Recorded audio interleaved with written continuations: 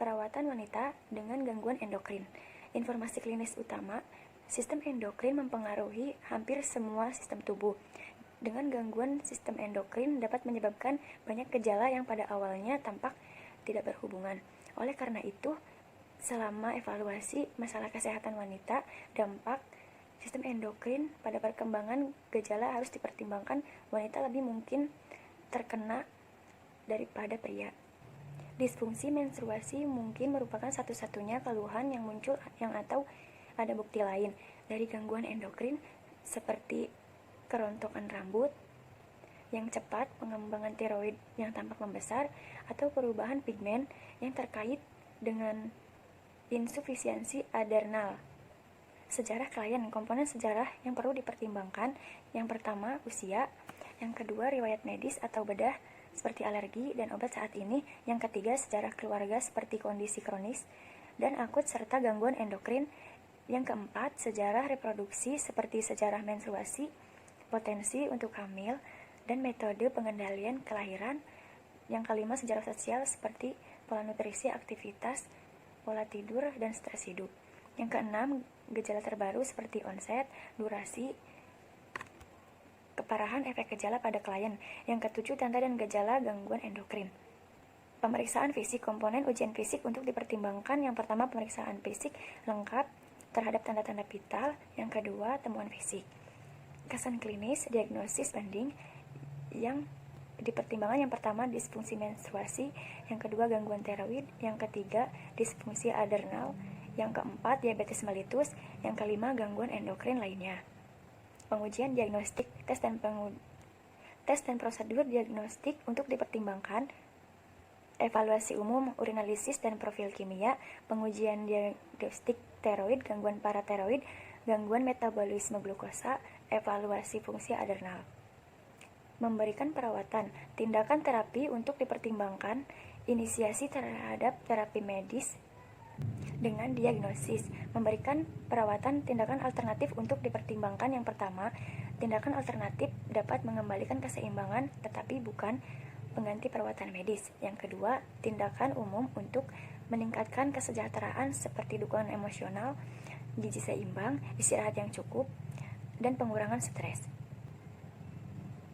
Perawatan lanjut, tindakan tindak lanjut untuk dipertimbangkan. Yang pertama, dokumen. Yang kedua, bekerja dengan penyedia pelayanan primer untuk mengembangkan rekomendasi manajemen, menggambarkan parameter perawatan terbaik individual, mendelegasikan perawatan berkelanjutan dan tindak lanjut. Yang ketiga, kembali untuk perawatan lanjut sebagaimana diindikasikan untuk dukungan, perawatan kesehatan reproduksi, pengawasan berkelanjutan terhadap gangguan endokrin, perawatan masalah tertentu pada klien yang secara medis stabil. Praktik kolaboratif, kriteria untuk dipertimbangkan untuk konsultasi atau rujukan. Yang pertama, layanan medis atau endokrinologi. Klien dengan bukti disfungsi endokrin, pemeriksaan yang relevan, inisiasi pengobatan, perawatan kolaboratif untuk gangguan endokrin, dan gangguan endokrin yang sedang berlangsung. Yang kedua, endokrinologi reproduksi. Infertilitas terkait dengan endokrin.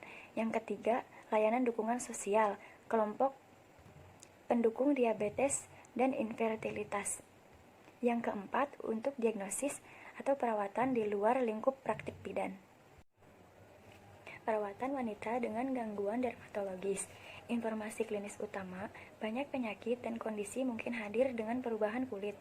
Lesi kulit mungkin mewakili kondisi lokal atau untuk menjadi manifestasi dari infeksi virus seperti rubella. Tes dermatologis yang baik dengan foto berwarna bisa sangat berguna bagi bidan yang memberikan perawatan primer. Banyak kelainan dermatologis dapat didiagnosis berdasarkan penampilan. Ujian harus mencangkup area yang tidak dapat diakses untuk pemeriksaan sendiri, karena hal ini dapat menghasilkan informasi tambahan yang diperlukan untuk diagnosis yang akurat secara klien. Komponen sejarah yang perlu dipertimbangkan, yang pertama usia, yang kedua riwayat medis atau bedah seperti alergi dan sensitivitas obat-obatan saat ini. terutama penggunaan baru-baru ini, kondisi kronis dan akut, operasi sebelumnya, kondisi kulit sebelumnya.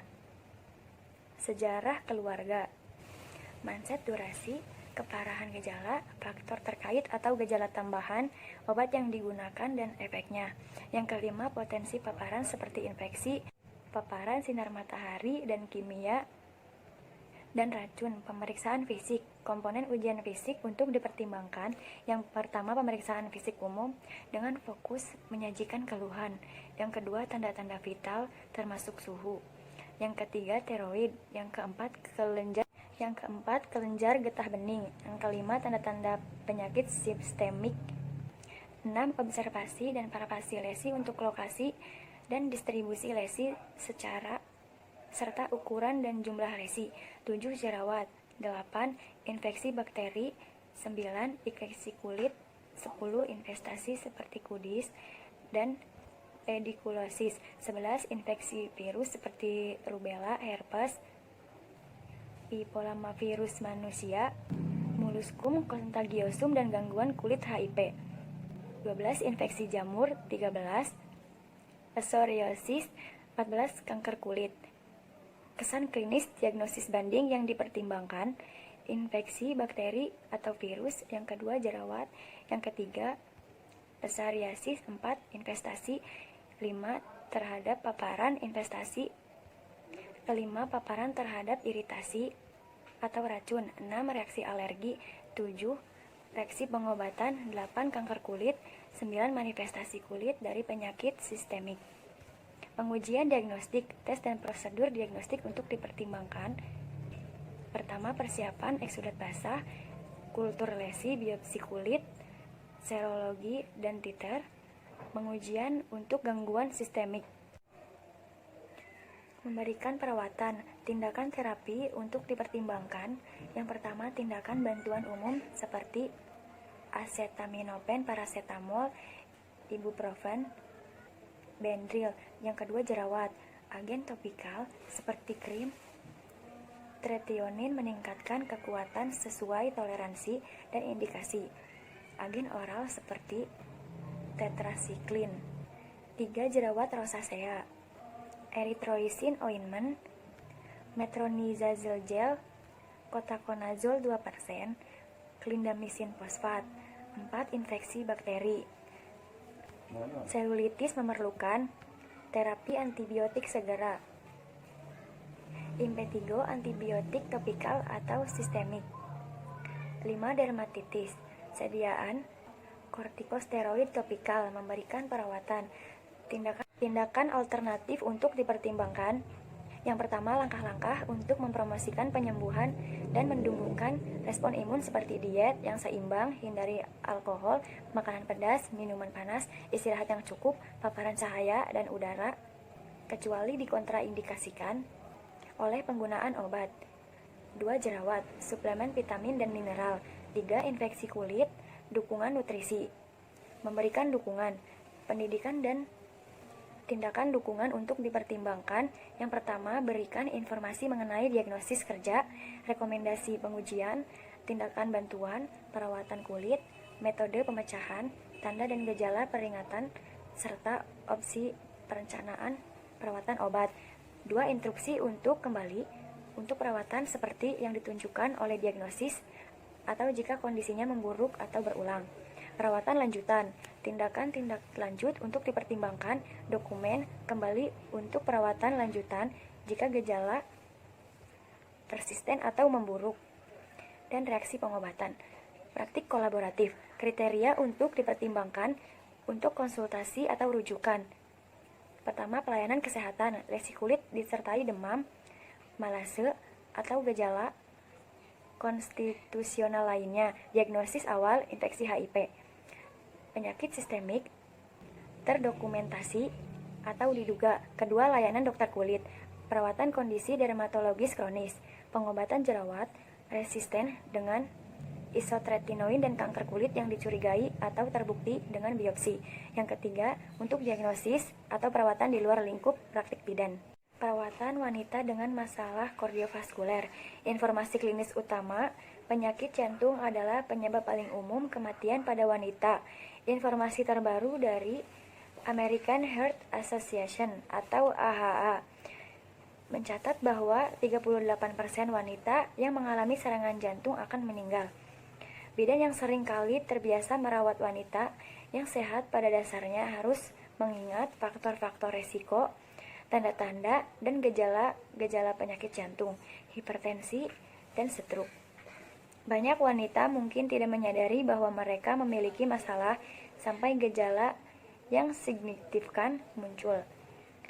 Klien harus didorong untuk berpartisipasi dalam tinjauan pribadi terhadap faktor-faktor risiko tetap dan dapat diubah dan mengidentifikasi perubahan gaya hidup untuk mengurangi risiko pribadi penyakit arteri koroner. Sejarah klien. Komponen sejarah klien yang perlu dipertimbangkan: yang pertama, usia. 2. Sejarah medis atau bedah seperti alergi, obat-obatan, dan kondisi kesehatan. 3. Sejarah keluarga seperti penyakit arteri koroner, stroke, hipertensi, dan diabetes. 4. Sejarah sosial seperti penggunaan narkoba dan alkohol, penggunaan tembakau, dan aktivitas fisik harian. 5. Penilaian risiko penyakit jantung koroner. 6. Gejala yang berkaitan dengan gangguan kardiovaskuler. Pemeriksaan fisik. Komponen ujian fisik untuk dipertimbangkan: yang pertama, pemeriksaan umum. 2. Tinggi, berat badan, dan indeks massa tubuh. 3. Tanda-tanda vital. 4. Ujian fundoskopi. 5. Dada. 6. Ekstremitas. Kesan klinis. Diagnosis bending yang harus dipertimbangkan: yang pertama, hipertensi. 2. Dislipidemia, penyakit arteri koroner, penyakit jantung valvuler, diabetes mellitus, penyakit paru, obstruktif koronis. Pengujian diagnostik. Tes dan prosedur diagnostik untuk dipertimbangkan: yang pertama, CBC. 2. Urinalisis untuk protein glukosa. Yang 3. Profil kimia. 4. Profil fungsi hati dan ginjal. 5. EKG. 12 lead. 6. Tes stres jantung. 7. Ekokardiogram. 8. Tes fungsi paru. Memberikan perawatan. Tindakan terapi untuk dipertimbangkan: yang pertama, inisiasi terapi medis seperti yang ditunjukkan oleh kondisi klien. 2. Hipertensi. Hindari estrogen dengan hipertensi. 3. Peningkatan kolesterol. Statin, nasin, resin pengikat asam empedu, dan fibrat. Pemberian perawatan.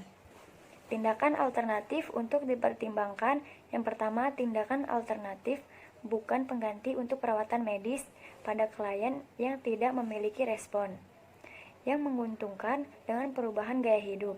Kedua, hindari herbal yang dapat meningkatkan BP.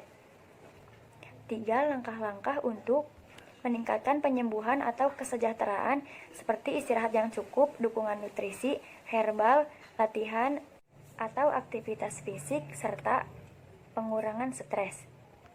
Memberikan dukungan pendidikan dan tindakan dukungan untuk dipertimbangkan: yang pertama, tinjau rekomendasi seperti manajemen berat badan, aktivitas fisik 30 menit setiap hari, penghentian tembakau, rekomendasi diet, manajemen diabetes, pengobatan fibrillasi atrium kronis. Yang kedua, berikan informasi sebagaimana berlaku seperti penilaian risiko jantung pribadi, risiko jantung potensial dari penggunaan hormon, informasi pengobatan, dan perlu perawatan jangka panjang, dan tindak lanjut. Perawatan tindak lanjut. Tindakan tindak lanjut untuk dipertimbangkan: pertama, dokumen. Kedua, kembali untuk perawatan lanjutan seperti yang ditunjukkan oleh hasil lab. Praktik kolaboratif. Kriteria untuk dipertimbangkan untuk konsultasi atau rujukan: yang pertama, layanan darurat jika ada tanda atau gejala yang mencurigakan untuk stroke atau MI. Yang kedua, pelayanan kesehatan untuk evaluasi dan atau perawatan. Disfungsi kardiovaskuler yang dicurigai diabetes. Yang ketiga, untuk diagnosis atau perawatan di luar lingkup praktik bidan. Assalamualaikum warahmatullahi wabarakatuh. Saya Ayu Lestari akan menjelaskan nomor 4, perawatan wanita dengan gangguan gastrointestinal. Informasi klinis utama, masalah pada saluran pencernaan dapat berkisar dari mual sederhana hingga adanya kanker usus besar yang menghalangi. Penyelidikan ke fungsi usus biasa adalah komponen penting dari riwayat klien. Gejala GI dapat hadir sebagai sinyal gangguan GI atau sebagai tanda atau gejala gangguan sistem endokrin, reproduksi atau sistem syaraf. Banyak wanita bereaksi terhadap stres dengan gejala GI seperti mual, diare, atau kupu-kupu di perut. Sejarah sosial yang dapat diungkapkan komponen psikososial ke GI gangguan. Sejarah klien, komponen sejarah yang perlu dipertimbangkan yang pertama adalah usia, riwayat medis atau bedah, riwayat reproduksi, gejala saat ini, riwayat GI, sejarah keluarga, dan tinjauan sistem. Pemeriksaan fisik, komponen ujian fisik yang dipertimbangkan yang pertama itu tanda vital termasuk berat badan, yang kedua pemeriksaan fisik umum dengan fokus diarahkan oleh sejarah, yang ketiga mengamati bukti endokrin. Kesan klinis, diagnosis banding yang dipertimbangkan yang pertama gangguan GI bagian atas, yaitu intoleransi laktosa. Yang kedua dispepsia, selanjutnya hiatal hernia, selanjutnya infeksi H. pylori, selanjutnya gangguan reflux gastroesophageal, selanjutnya gastroenteritis, yang selanjutnya penyakit tukak lambung.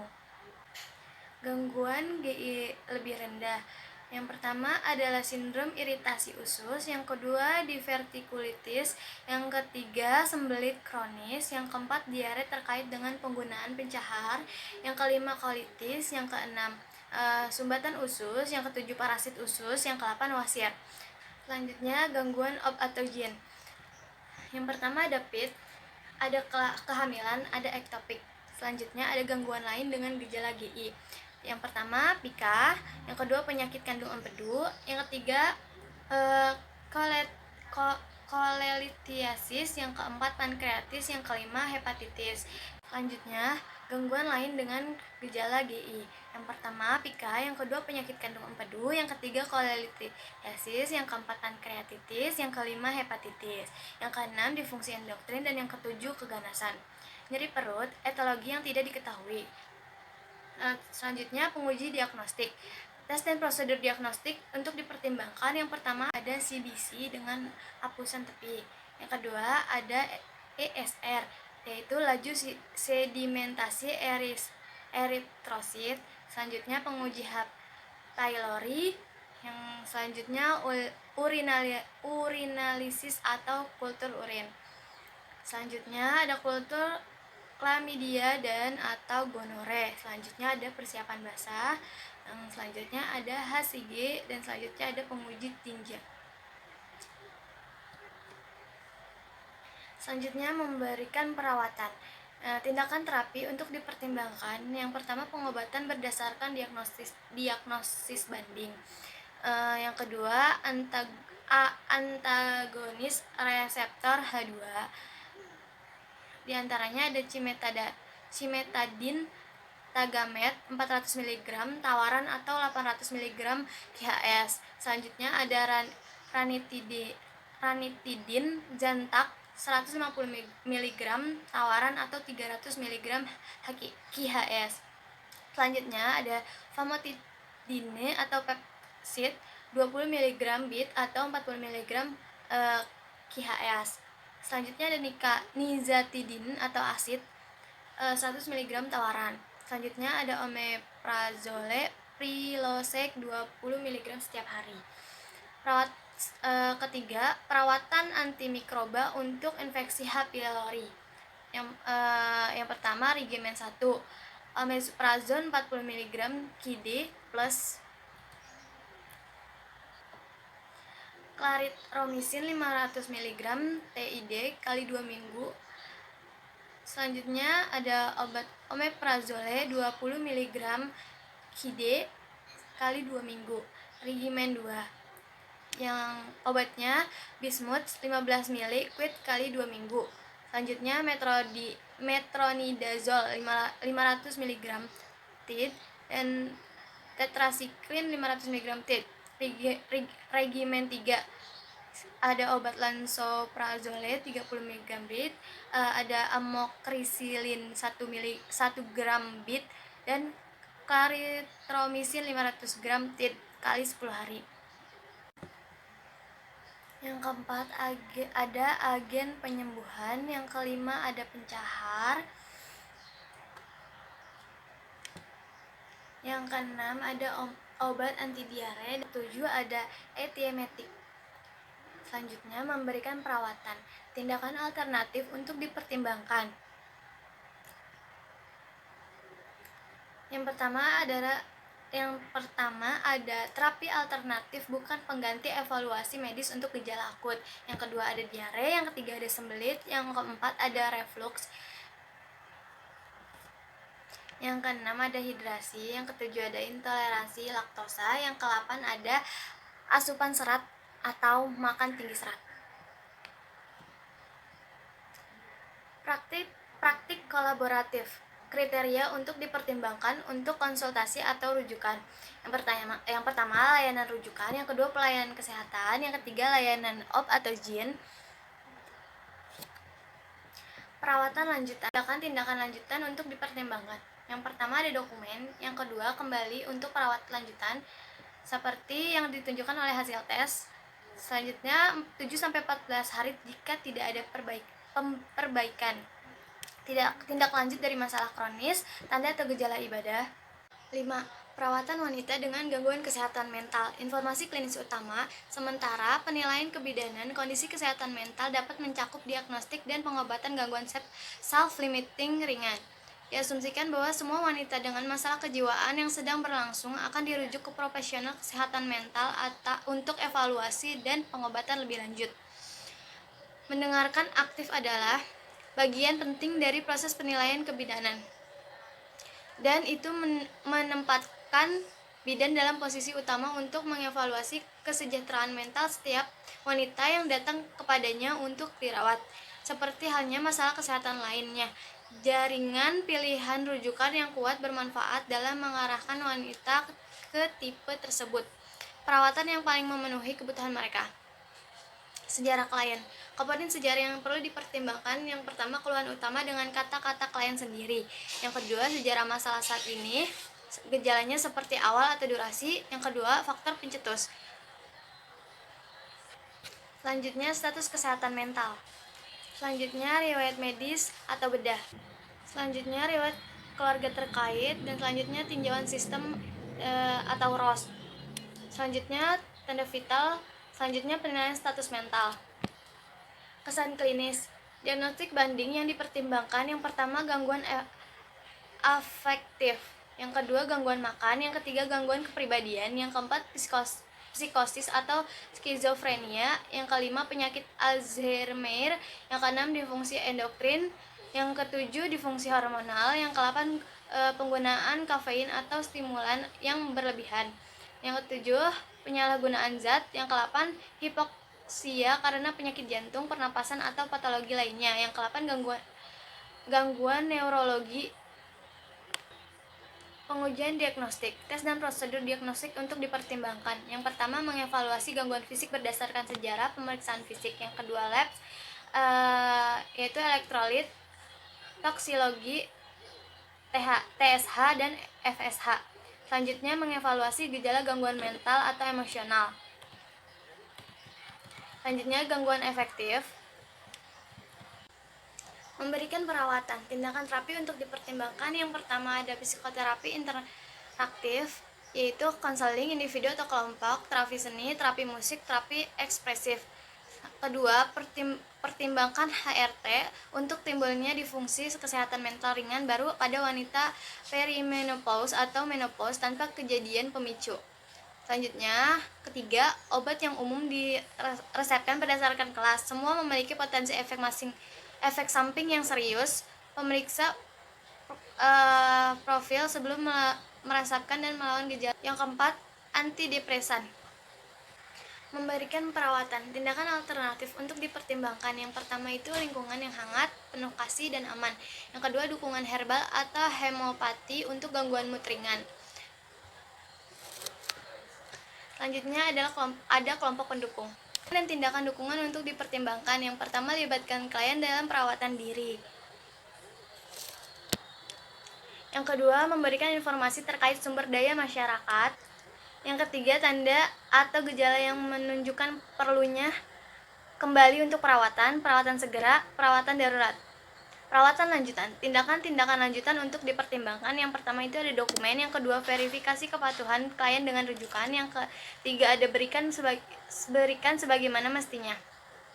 Selanjutnya praktik kolaboratif, pertimbangkan konsultasi atau referensi. Yang pertama layanan kesehatan mental, yang kedua layanan darurat, yang ketiga layanan sosial. 6. Merawat wanita dengan masalah muskuloskeletal. Informasi klinis utama. Bidan dapat menilai kondisi muskuloskeletal selama kuliah, olahraga, atau fisik sekolah, sebelum klien memulai program latihan yang giat atau sebagai hasil dari gejala onset baru. 2. Masalah muskuloskeletal yang paling sering didiagnosis pada wanita adalah osteoartritis dan ketegangan punggung. Artritis reumatoid terjadi 2 hingga 3 kali lebih sering pada wanita daripada pria. Lupus dan fibromialgia juga lebih sering terjadi pada wanita. Lupus 3 kali lebih umum pada wanita Afrika Amerika daripada wanita Kaukasia. Sejarah klien, komponen sejarah yang perlu dipertimbangkan. Yang pertama adalah indikasi utama untuk kunjungan, yang kedua evaluasi gejala, yang ketiga gejala kemungkinan tumor atau infeksi, yang keempat riwayat medis atau bedah. Selanjutnya tinjauan sistem Ross. Selanjutnya gejala umum artritis. Pemeriksaan fisik, komponen ujian fisik untuk dipertimbangkan. Yang pertama tanda vital termasuk suhu, yang kedua mengevaluasi status neurovaskuler jaringan di sebelah lokasi cedera. Ketiga mengevaluasi area yang terkena dampak untuk panas, kemerahan, atau bengkak. Keempat ada palpasi. Kelima ada penilaian neurologis. Yang keenam ada penilaian pembuluh darah. Yang ketujuh ada atau tidak adanya ekimosis, hematoma, deformitas tungkai atau sendi. Kesan klinis, diagnosis komparatif yang cukup besar, yaitu osteoartritis, ketegangan punggung, pelecehan fisik, ketegangan atau kesleo sendi, keganasan atau tumor, infeksi, gangguan sistematik, misalnya multiple sklerosis, penyakit pembuluh darah, neuropati perifer, fraktur. Uji diagnostik, tes dan prosedur diagnostik untuk dipertimbangkan. Yang pertama adalah tes kepadatan mineral tulang. Yang kedua administrasi NSAID yang diantisipasi 3 bulan. Proses implantasi versus infeksi. Evaluasi massa, kelunakan tulang disertai nyeri malam. Memberikan perawatan, tindakan terapi untuk dipertimbangkan. NSAID seringkali merupakan terapi lini pertama. Relaksan otot, terkilir atau tegang, fibromialgia. Memberikan perawatan, tindakan alternatif untuk dipertimbangkan. Yang pertama sisa area yang terkena dampak, SK area yang terkena dampak selama 24 jam pertama diikuti oleh panas, elevasi area yang terkena dampak bila memungkinkan. Selanjutnya untuk cedera jaringan lunak. Selanjutnya kegiatan untuk mempertahankan fleksibilitas, keseimbangan, dan kekuatan. Selanjutnya artritis. Selanjutnya memberikan dukungan, pendidikan dan tindakan dukungan untuk dipertimbangkan. Memberikan informasi terkait diagnostik, tinjau mekanisme cedera sebagaimana berlaku, rekomendasi evaluasi dan perawatan, berikan rekomendasi latihan. Gejala sisa jangka panjang, informasi pengobatan, yaitu mengajar atau memperkuat mekanisme tubuh yang benar, berbasis dukungan yang luas, hindari menggapai, memutar, dan menyerahkan kepala. Perawatan lanjutan, tindakan-tindakan lanjut untuk dipertimbangkan. Yang pertama ada dokumen, kembali untuk perawatan lanjutan. Praktik kolaboratif, kriteria untuk dipertimbangkan untuk konsultasi atau rujukan. Layanan ortopedi, mengikuti hasil terbatas dari perawatan untuk bursitis, tendonitis, sindrom carpal tunnel, terkilir atau tegang, osteoporosis dan patah tulang lainnya. Layanan periodik atau ortopedi seperti bunion, plantar fasciitis. Selanjutnya layanan reumatologi, artritis yang dicurigai atau didiagnostik, dugaan fibromialgia, terapi fisik atau pekerjaan, evaluasi mekanik tubuh, latihan kekuatan, pelatihan ergonomis, layanan kesehatan mental seperti sindrom nyeri kronis, depresi terkait dengan diagnosis, layanan neurologis, cakram yang sudah diniasi, diduga multiple sklerosis, nyeri punggung persisten tanpa bukti patologi, pertimbangan rujukan, ahli osteopati, chiropraktor, ahli akupuntur, ahli syaraf. Untuk diagnosis atau perawatan di luar ruang lingkup praktik bidan. Assalamualaikum warahmatullahi wabarakatuh. Nama saya Gian Dwi Lestari. Di sini saya akan menjelaskan tentang perawatan primer dalam kesehatan wanita. Yang ketujuh, perawatan wanita dengan gangguan pernapasan. Gangguan pernapasan yang paling umum terlihat di perawatan primer termasuk sinusitis, bronkitis, asma, dan batuk kronis. Penyakit paru-paru mempengaruhi wanita dari segala usia dan merupakan penyebab umum penyakit, dan kematian. Fungsi paru-paru dapat dipengaruhi oleh alergi, kualitas udara, racun lingkungan seperti asap rokok dan asap kimia. Sejarah klien, komponen sejarah yang perlu dipertimbangkan. Yang pertama, keluhan utama seperti ulasan gejala, berupa onset, durasi, dan keparahan gejala seperti batuk, warna dahak, sesak napas, sakit kepala di bagian depan, demam, dan atau kedinginan. Yang kedua, gejala lainnya seperti penurunan berat badan, berkeringat di malam hari, kehilangan selera makan, dan dahak berdarah. Yang ketiga, tindakan bantuan yang digunakan dan dampaknya.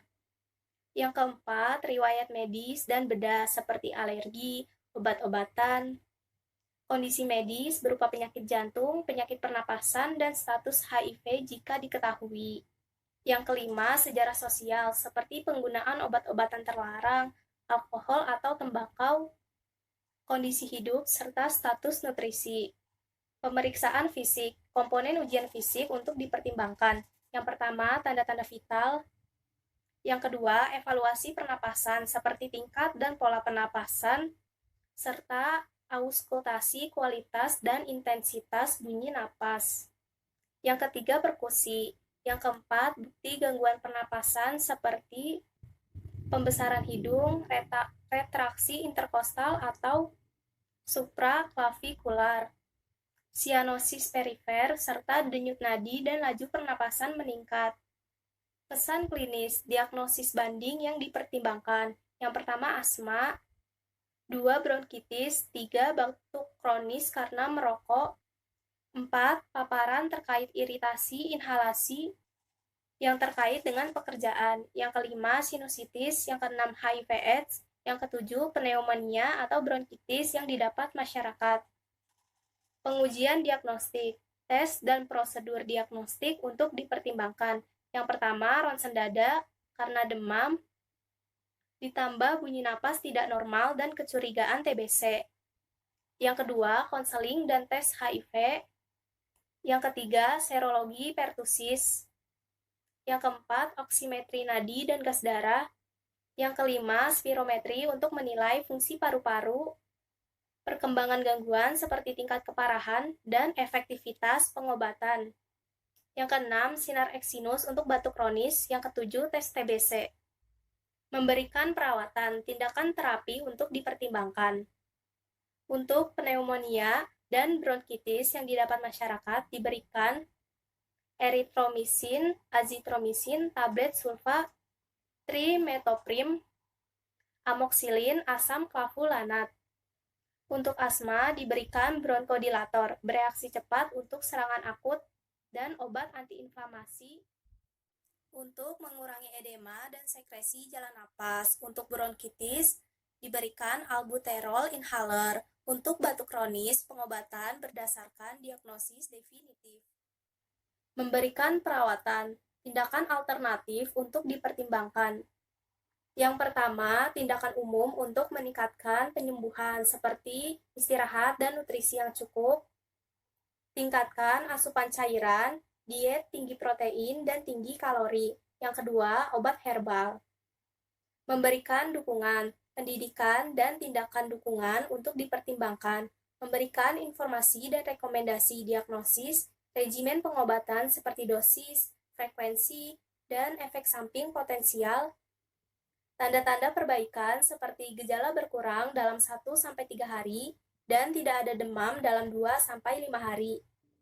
Tanda dan gejala peringatan seperti batuk terus-menerus, demam dengan menggigil, dahak berdarah, dan napas pendek.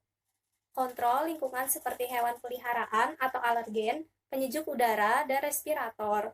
Yang terakhir, keterbatasan seperti isolasi dari keluarga dan aktivitas menurun. Perawatan lanjutan, tindakan tindak lanjut untuk dipertimbangkan. Yang pertama, dokumen. Yang kedua, kembali untuk perawatan lanjutan jika gejala tetap ada atau memburuk meskipun terapi. Praktik kolaboratif. Kriteria untuk dipertimbangkan untuk konsultasi atau rujukan. Yang pertama, pelayanan kesehatan seperti penyakit pernapasan yang membutuhkan rawat inap dan gejala gangguan pernapasan serta diagnosis. Yang kedua, untuk diagnosis atau perawatan di luar ruang lingkup praktik bidan. Yang kedelapan, perawatan wanita dengan masalah saluran kemih. Masalah saluran kemih termasuk infeksi kandung kemih, pilonefritis, litiasis ginjal, masalah inkontinensia, dan masalah struktural seperti sistokel. Masalah saluran kemih dapat membuat ketidaknyamanan yang signifikan untuk wanita. Apakah itu fisik, emosional, atau sosial? Banyak wanita yang membatasi aktivitas mereka karena frekuensi kemih dan takut inkontinensia. Sejarah klien, komponen sejarah yang perlu dipertimbangkan. Yang pertama, riwayat kemih seperti frekuensi, volume, perubahan gaya hidup terkait saluran kemih, kebiasaan kebersihan genital, onset, durasi, jenis dan tingkat keparahan gejala, serta infeksi atau masalah saluran kemih sebelumnya. Yang kedua, faktor risiko ISK. Yang ketiga, mendesak inkontinensia. Yang keempat, inkontinensia stres. Yang kelima, inkontinensia campuran.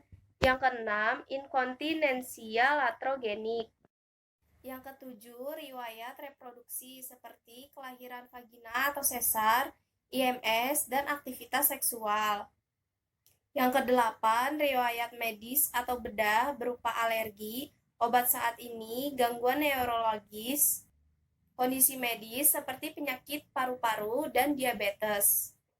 Yang kesembilan, sejarah sosial seperti merokok, asupan kafein dan alkohol, serta asupan cairan. Pemeriksaan fisik, komponen ujian fisik untuk dipertimbangkan. Yang pertama, tanda-tanda vital termasuk suhu, 2 toraks, 3 palpasi perut. Yang keempat, ujian panggul dengan fokus pada uretra dan tanda atau gejala seperti infeksi saluran reproduksi, atrofi genital, dan trauma genital. Yang kelima, evaluasi kekuatan dasar panggul dan fungsi. Kesan klinis, diagnosis banding yang dipertimbangkan. Yang pertama, infeksi saluran kemih seperti sistitis, uretritis, dan pilonefritis. Yang kedua, inkontinensia urin. Yang ketiga, sistitis interstitial. Yang keempat, IMS mempengaruhi saluran kemih seperti klamidia atau gonore dan herpes. Pengujian diagnostik, tes dan prosedur diagnostik untuk dipertimbangkan. Yang pertama, infeksi saluran kemih berupa urinalisis. Yang kedua, HCG.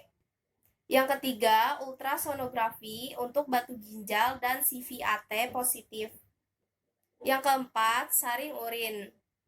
Memberikan perawatan, tindakan terapi untuk dipertimbangkan. Yang pertama, infeksi saluran kemih. Piridium untuk menghilangkan rasa sakit. dan terapi antibiotik yang tepat. Yang kedua, pilonefritis, pereda sakit dan terapi antibiotik yang tepat. Yang ketiga, inkontinensia stres, perawatan hormonal untuk atrofi urogenital. Yang keempat, obat-obatan, memberikan perawatan, tindakan alternatif untuk dipertimbangkan. Untuk inkontinensia, rehabilitasi otot panggul. Untuk infeksi saluran kemih, pemberian tablet, kapsul, atau jus, pengobatan homeopati, dan teh herbal. Memberikan dukungan, pendidikan, dan tindakan dukungan untuk dipertimbangkan. Berikan informasi mengenai diagnosis, pilihan pengobatan, dan instruksi obat. Rekomendasi ISK seperti hindari kafein, alkohol, dan gula. Minum banyak air, bersihkan dari depan ke belakang setelah berkemih. Selanjutnya, tanda dan gejala yang memerlukan pengembalian perawatan lanjutan seperti tanda-tanda infeksi dan gejala yang memburuk. Yang terakhir, opsi untuk rujukan untuk perawatan bedah. Perawatan lanjutan, tindakan tindak lanjut untuk dipertimbangkan. Yang pertama dokumen, yang kedua rencanakan perawatan lanjutan. Praktik kolaboratif, kriteria untuk dipertimbangkan untuk konsultasi atau rujukan. Yang pertama, layanan opt-in untuk pilonefritis akut, ISK persisten selama kehamilan, evaluasi inkontinensia urin persisten, prolaps panggul, dan perawatan bedah. Yang kedua, layanan urologi untuk infeksi yang tidak terselesaikan, berulang atau menetap, batu ginjal, persisten, diduga obstruksi dan sistitis interstitial, serta perawatan bedah. Yang ketiga, untuk perawatan atau diagnosis di luar ruang lingkup praktik bidan.